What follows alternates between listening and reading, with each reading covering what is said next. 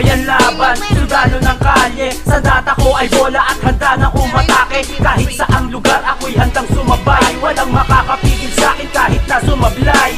Mahaba pa ang oras, mahaba pa ang biyahe. Ang gamit ko'y talino at lakas pati diskarte. Wala sa bukabularyo kong huminto.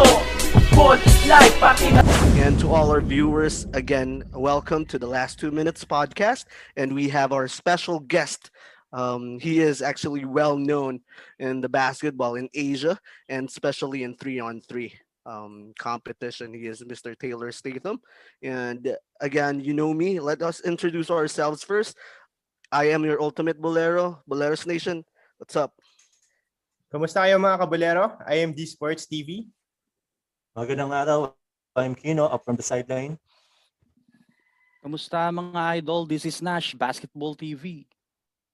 Hey, what's up sa inyo mga katatak? This is PJ from Sports Icon PH.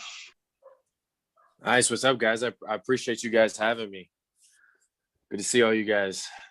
Thank you, Taylor. So for our first question, we would like to know how are you right now and what's keeping you busy during this time of pandemic? I've been extremely busy. I'm doing well. My family's doing well.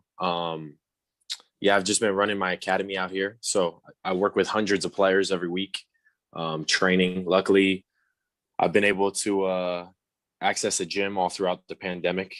So not only train players, but also work out myself and help other pros grow, as they get ready for their next stint. And yeah, just spending a lot of family time. I just had my firstborn son. So, just hanging out with him all the time, big fast. So he's 6 months now. So he's like, man, you can't take your eye off him at all. Yeah, that's good to hear. And we saw that picture in Instagram. And congratulations to your baby. Thank you very much. Hi, Sir Taylor. I'm Kino from the sideline. Before going to my first question, could you tell us more about the Statham Academy?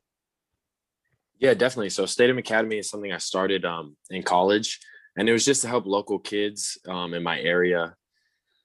Because, where I'm from growing up, I didn't see any college players or pro players. And, there's just so many kids who had so much potential, and I wanted to, be able to help guide them and, help them get the exposure that they needed. And, as I started to go overseas, I would come back every summer and I made it, at first it was like a passion project. And then it's kind of turned into, who I am and what I do now. And this summer I was blessed to work with over 60 pro players. I have over 100 players every week. I have a travel ball program. So, once the pandemic is over and things get situated, just throwing events. I talk to a lot of college coaches and overseas coaches for these players. So just trying to bridge the gap and, give them something that a lot of us coming up didn't have. We appreciate that, Sir Taylor, for the love of the game. Definitely. And this is my first question to you, sir. Could you tell us more about your Filipino roots? Yeah, for sure. So my grandma was actually born in Iloilo. My mom is half Filipino. And yeah, so for me, coming to the Philippines was huge. I said it on a podcast a few weeks ago that it was really life-changing and eye-opening for me and really helped me grow, not just like as far as basketball, but helped me grow into the person I am today. Just being exposed to where a lot of my family is from, understanding them better, just seeing the world. But yeah, as far as my family roots, it's all on my mom's side. But what's crazy is my dad, who's 100% white, actually makes the best adobo you will ever taste. I swear. A follow-up question to you, sir. Since you grew up in US, how you embrace your Filipino heritage? You said about the adobo and what else more?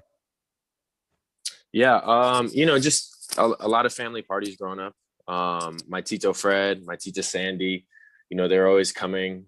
They live in Reno now, so they're always coming around.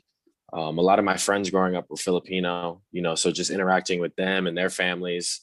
Sometimes I'd show up to parties and, family parties. It would be all Filipino, and being the only white looking guy, people would kind of look at me and be like, "What are you doing here?" But yeah.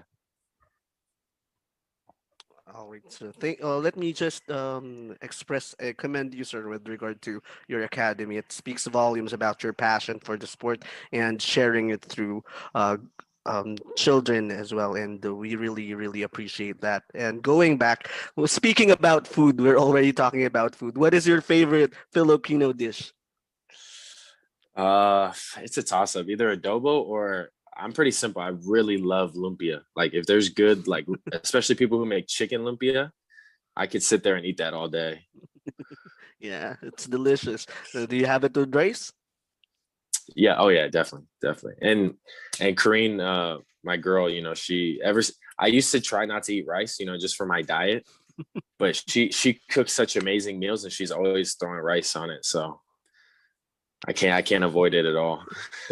Awesome, awesome. Yes, thank you so much, sir.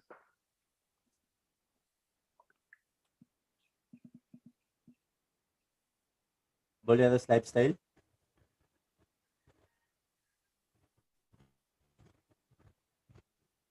When did you actually start playing basketball, and who are your influences?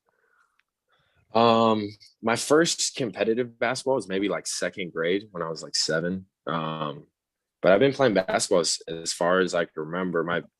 My biggest influence, my hero, everything to me, looking up even now. Growing up, like looking up to, is and was my dad. Just watching him play and just seeing his passion for the game, and him setting me up in my stroller and watching him play at the park and in open gyms and things like that is really where the love grew. And then he coached me starting in like 5th grade all the way through 8th grade. And so him. And then I grew up on a lot of like old school basketball. So, I kind of knew like all the facts about the 60s, 70s, 80s. I was a huge like Magic Johnson, Larry Bird fan, Michael Jordan. To this day, I still think Wilt Chamberlain's the most dominant player of all time. So Couldn't agree more. And a follow-up question for that is, what can you say, coming from the States, what can you actually say about the Filipino brand of basketball? I try to tell my kids here all the time. I use, young Filipino players as examples, because a lot of them come from very tough situations. And I just think that Philippines breeds just like this toughness, you can't really find a lot of places. And I just think Filipino players are just so tough. And it's something that you can't teach. It's either in you or it's not. And that's why, you always hear Filipino basketball so physical. And what I really like about Philippines is they try to gain that mental edge. A lot of places, especially America, like everybody tries to be all buddy. But in the Philippines, you know how it is. Like they'll send a message, they'll, say some stuff to get in your head. And, that's kind of the basketball I grew up on and, I really love. That's awesome, and it's actually true, and it's just the spirit of competition, right? Yeah, definitely. With regard to that one, what do you think are your advantages and disadvantages being a Phil foreign player, and what is the intangibles that you can contribute in the PBA? Yeah, I think my advantages just, right off the bat are just my height for my position. I like to play the wing. I know everyone is trying to sell me at the point guard position, but the Philippines has a million great point guards. There's no reason for me to run the point. But I think at the wing, where guys are generally 6'2" to 6'4", just being 6'6", and also having that quickness, I think that's where I really gain my advantage. I just think my love for the game is really an advantage because I don't think guys are just obsessed with getting better like I am. I think guys experience a lot of accomplishments and they get content and it gets to their head. And I think I get more accomplishments and it sounds weird, but I get more mad. Like, all right, I did that, now I should be able to do this. So I just think, my motivation, my size, and then yeah, just my basketball IQ. You know, that's why I have this academy, is just, you know, to help players. I think weakness might be, I don't know. Filipino players are just so fast, you know. I think that's like the one thing I've always worked on a lot, is just like my lateral quickness, my athleticism, because it's not going to blow you away. It's not like that kid Jamie Malonzo or, you know, Josh. I'm not going to like skyrocket to the rim all the time. So I think that's definitely an area of improvement. And then what did you say? I'm sorry, intangibles that I can bring? Was that it? Yep. Intangibles. Yeah. I just think my competitive fire. Filipinos love, I mean, like Calvin Abueva and all these guys who are just, you know, real competitors. You know, I won't bring all the extra stuff, but off the court, but you know, on the court, I'll definitely just bring that fire and passion, and you know, trying to win each and every ball game. Well, thank you for that. And there's actually a thin line between being competitive and obsessed for the basketball. And it seems like you do have the passion and the obsession for the sport. And I love the mentality. Thank you. Thank you. Hi Taylor, this is Nash Basketball TV. How you doing, Nash? I'm fine. Just want to ask before going to the PBA, and we're definitely very excited and thrilled to watch you there. Can you share to us your experience playing in the other countries? Yeah, definitely. There's a lot. I played a little in Canada, won a championship out there, won MVP. I went on to let me start with, I started in the Philippines in the Marikina Del League, and that was my first taste of pro basketball.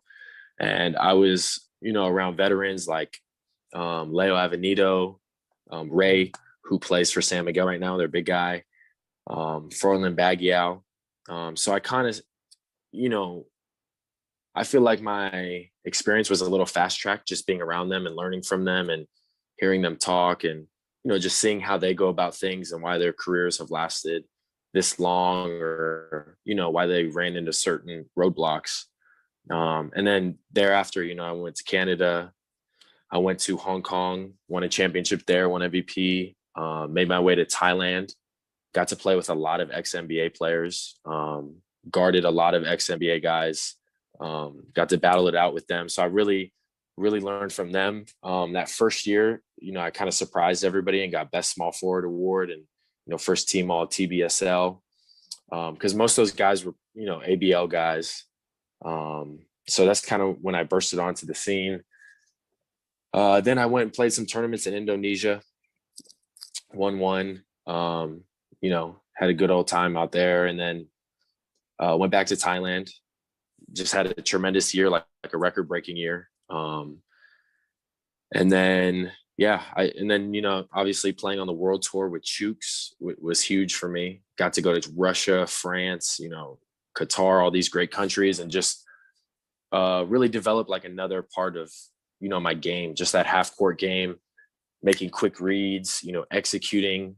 Games are 10 minutes and the shot clock is, you know, 12 seconds. So, I mean, games are flying by like this, and, you know, you really value each possession once you're in that. And then this year I went to Indonesia, played.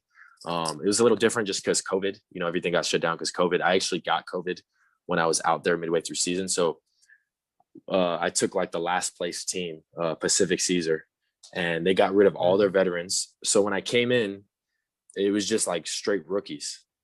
So I was passing guys the ball for layups, you know, and they'd look back and see their idol or someone they looked up to as a kid, you know, and they'd miss the layup and get all nervous.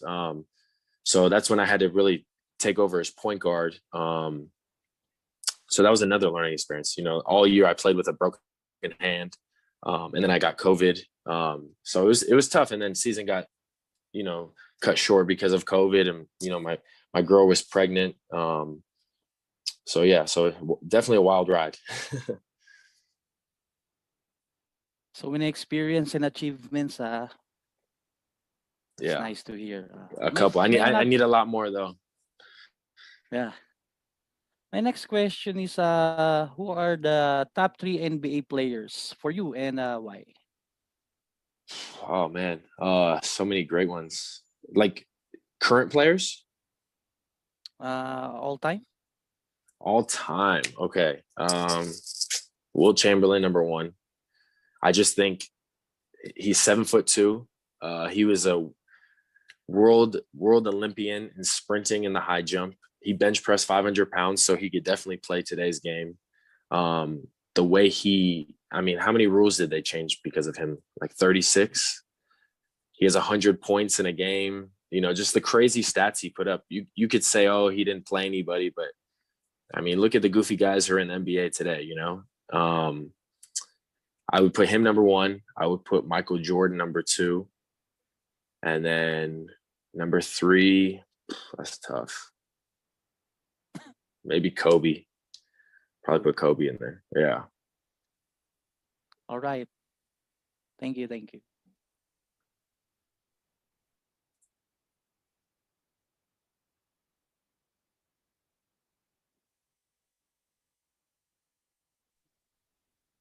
D? Okay. We are. Are you okay now with the COVID? Are you fully recovered? Hope you're okay. Yeah. Yeah. I'm fully recovered. I actually, I got it again in December, like right before Christmas, and it was like I just felt tired. You know, it was nothing serious. I felt tired at quarantine for 2 weeks just so no one else would get it. Miss the New Year's. So it's just a mild. It was a weird way to symptoms. end 2020. Yeah. Yeah. So Yeah, for my yeah. my question, so what do you think are your current strengths and things that you need some improvement on the court? Definitely, just kind of like what I said earlier. I think just my basketball IQ, my size, my shooting ability is really going to be good in the PBA.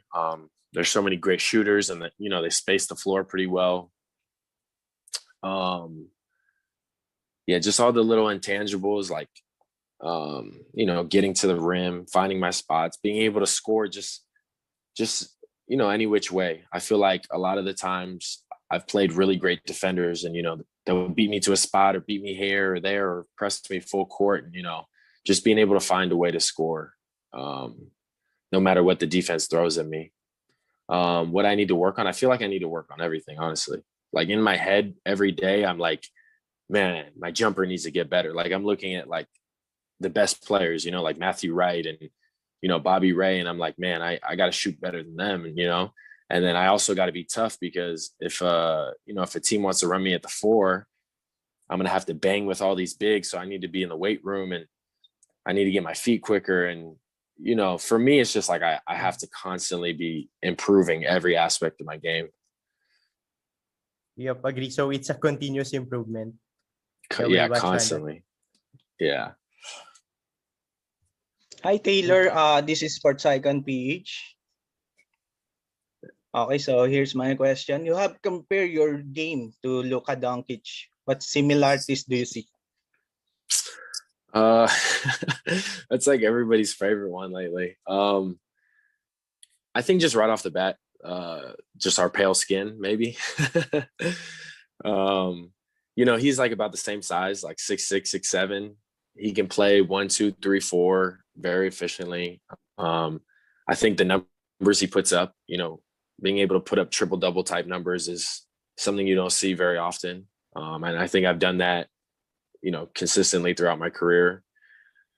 And then just his basketball IQ. I don't think, he'll catch guys. He's sneaky athletic. He'll catch them when they're sleeping, and dunk on a few guys here and there. But, he's not like LeBron taking off outside the key or, most of these guys. He gets in the paint and he has, such great footwork. He uses his body. He can shoot the ball. So I think that's where the comparison comes in. Okay, so great. Here's my follow-up question. What aspect of your game is the most difficult for you to master? Most difficult. I think just the mental part.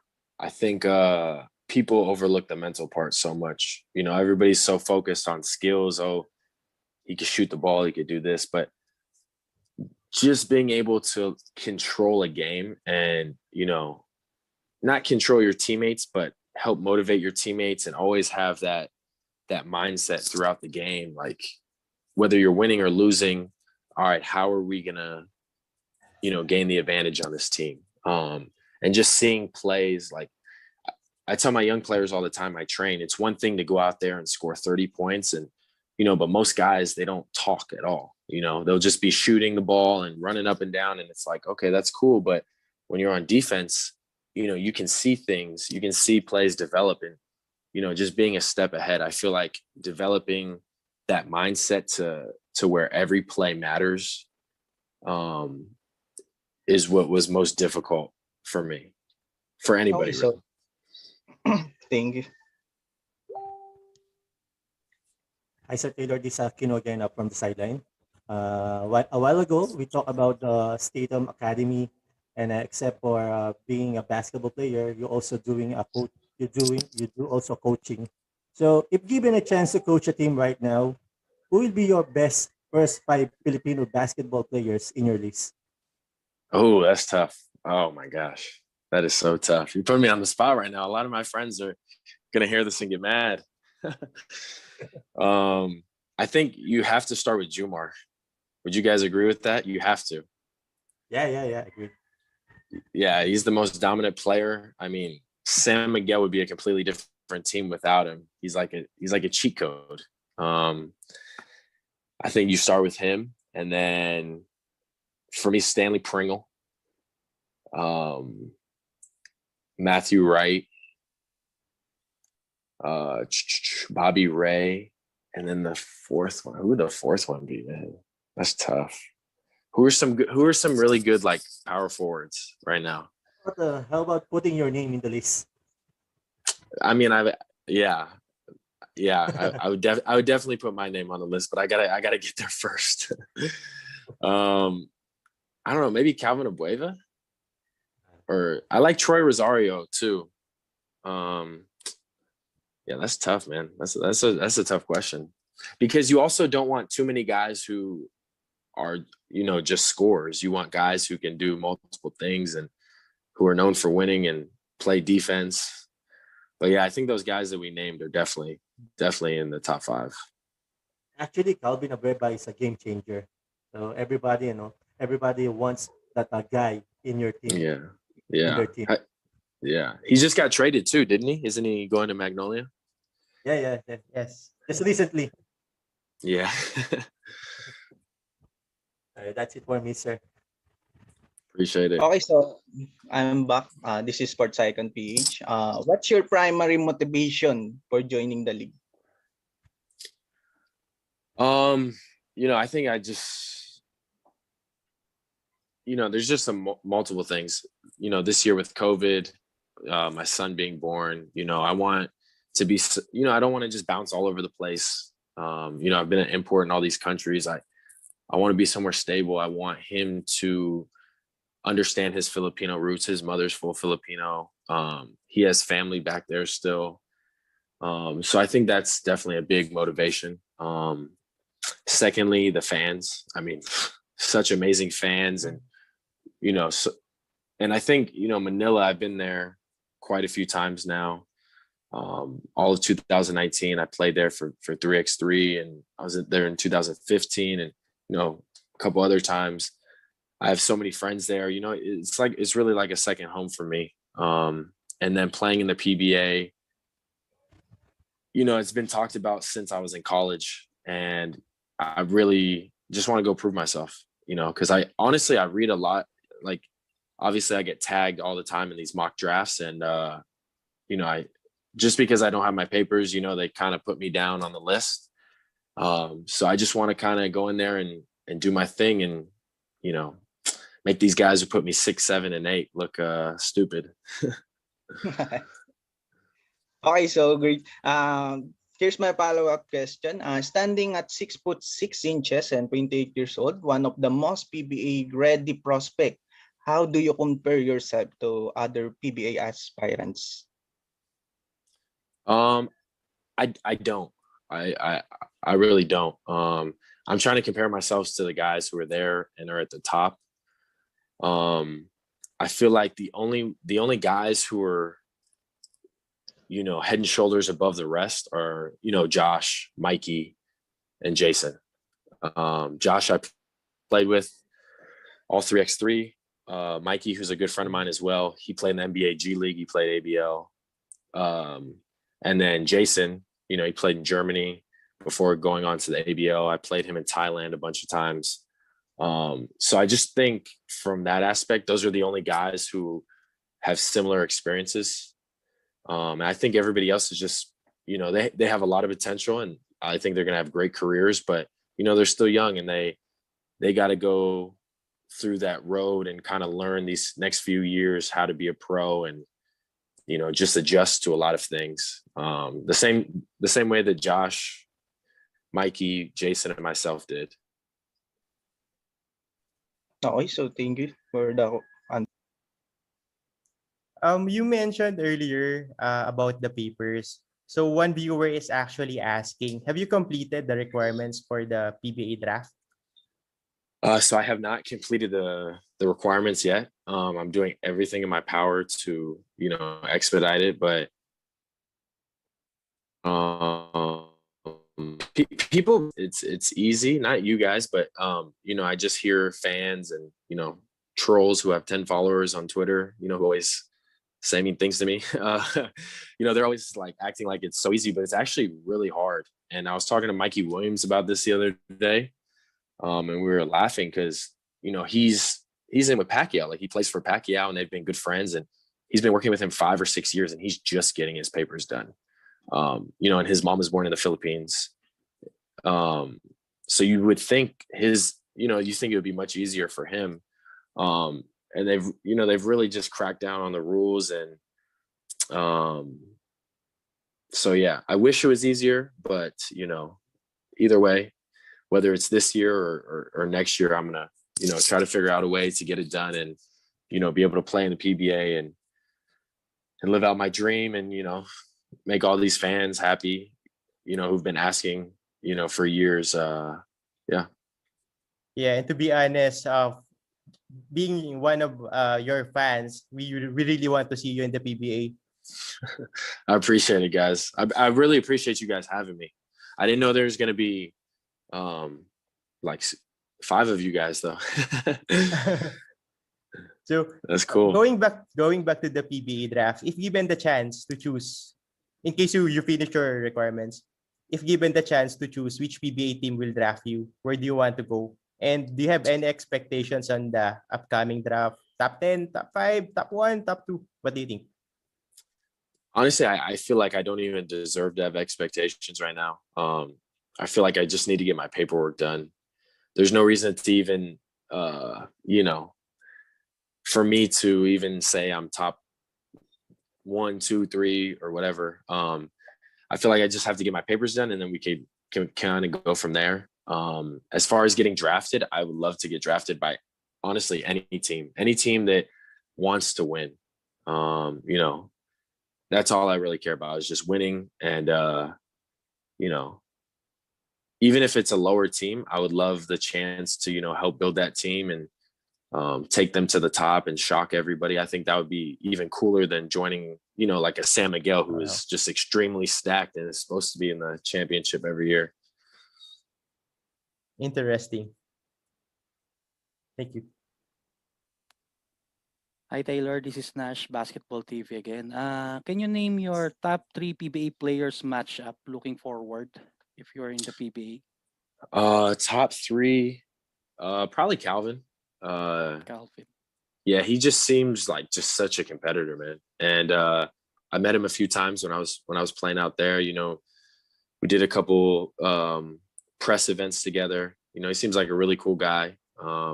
And it just seems like once he gets on the court, he just flips that switch. So, you know, him, you know, I would love to play.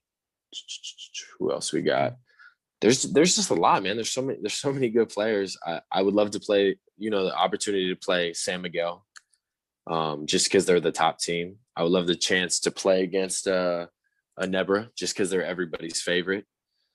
But as far as players, yeah, I want to play Stanley Pringle. I used to see him work out before some of our practices, and most pros kind of just go through the motions, and he is just like every rep, like it's the PBA finals, and I was just sitting there like, okay, this is like so awesome to watch.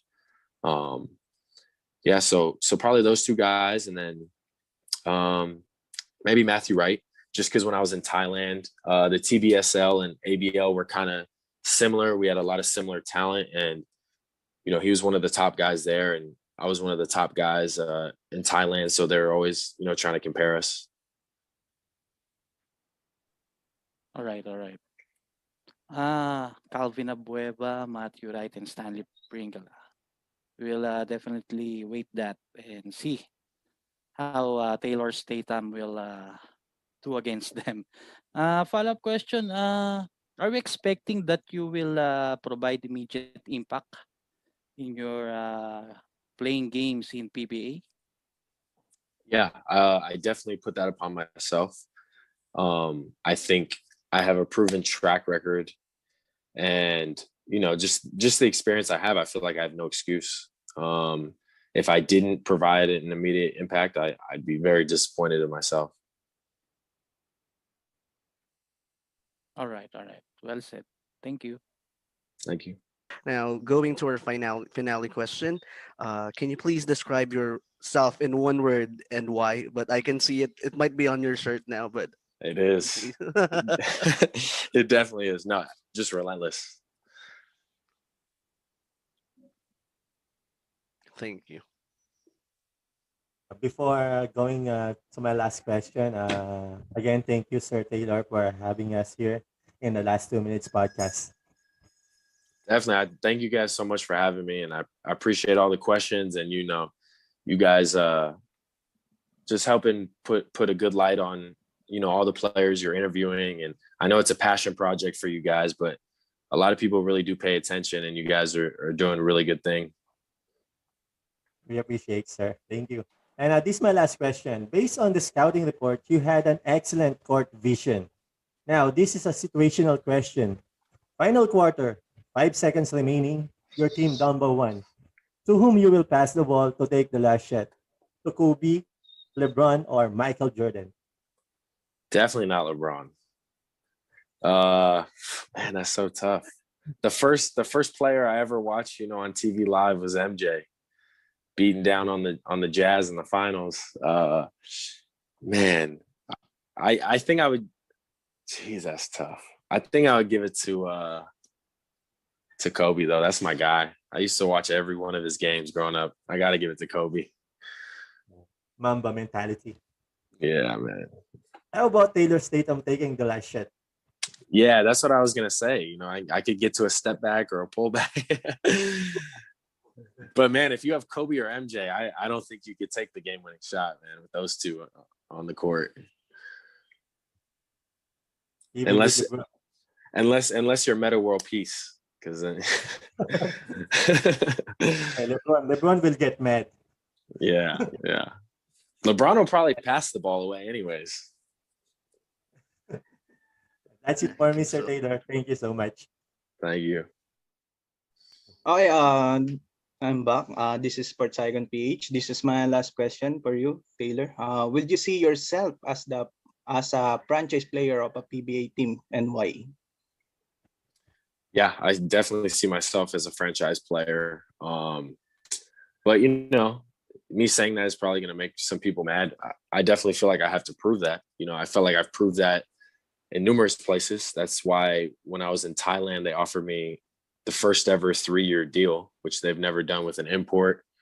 That I eventually turned down to come represent, Philippines for 3x3. But I definitely see myself as a franchise player. I just feel like the work I put in, speaks for itself, and it's going to continue to speak for itself. And I'm not content with my experiences yet. I want a lot more.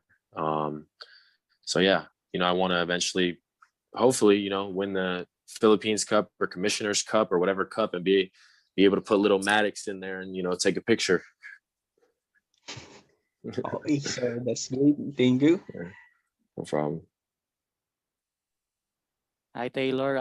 This is my final question. This is quite interesting for the viewers and the fans. If you were given a chance to wish to the basketball gods, what three basketball skills or talents you wish you would it would be granted? Um, like skills that I wish I had, or Yes, let's say like the shooting of Steph Curry, the passing of Magic mm, Johnson, something like that, or more height, yeah, something like that. the longevity of LeBron James. Uh, the fact he's in what his 18th year and he's getting better is absolutely insane. So that would be number one. Number two would be um number two, what would it be? I don't know. Some of these guys' athleticism, man. Like maybe LeBron's athleticism, because the way he just comes down the lane and dunks is incredible. And then three would be Larry Bird's clutchness. He took some, I mean, he wasn't athletic at all. And he was, I mean, if you just go look at his game winners he hit, it's just absolute, like some of those shots like he got off, it was just absolutely insane. And he would tell players exactly where he was going to go for the game winner and he would do it. So yeah, those three can't go wrong.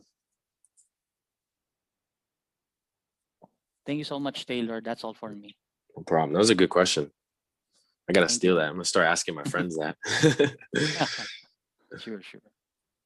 So from my side, do you have any message to your fans and supporters? Yeah, definitely. Man, you guys are, what keeps me going, and I appreciate all the support.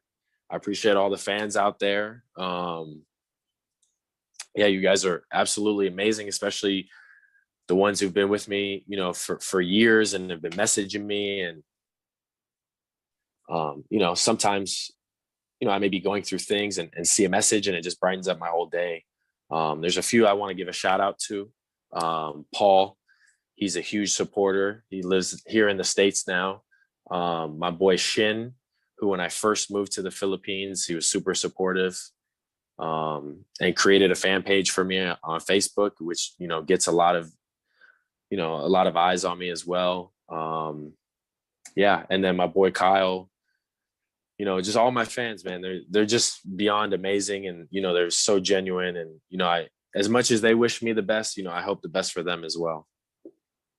And I can't forget, my mom will kill me. My mom, my dad, my two biggest supporters, my brother, my girl, Corrine, my little baby Maddox. Those are my biggest motivators. There's a viewer commented. Can you do a shout out for Ravi Soriano? He's one of your fans. Ravi For who? Soriano. Oh, Ravi, Ravi what's up, Soriano. man? What's up? Shout out to Ravi. How are you doing, man?